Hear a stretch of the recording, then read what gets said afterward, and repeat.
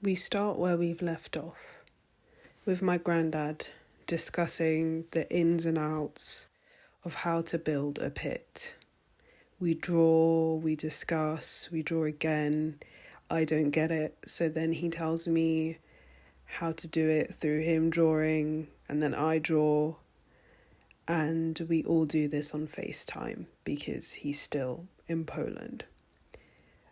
I use the cob bricks from back when my granddad taught me about brick bonding when he was still in Poland. And with that, I start to build the pit. All the materials here that I've used, I've either found or just kind of have lying around.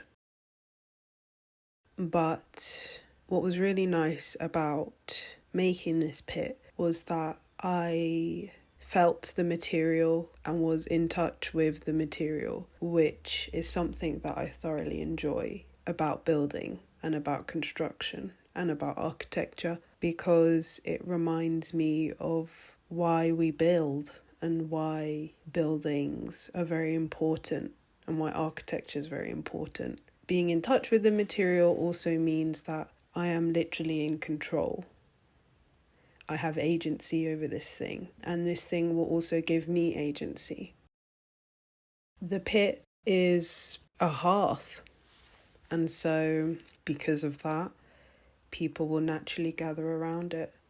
People will be drawn to the fire that will come out of it. Yes, it will potentially be able to make and fire tiles, but whether or not that works, the primitive nature of being around heat in its most basic, unyielding form is enticing in its own way. It brings us back to our primitive natures and our ancient histories of early humans when we didn't have central heating systems. We just had fire, and that was what sustained us. I think there's a symbiosis going on between the primitive nature of me having to mold and shape this cob, it's a mud material, but also the fact that it becomes a pit and a hearth means that there's a primitive nature there. Primitive in a good way, because as I've said, it gives us agency and it gives us control.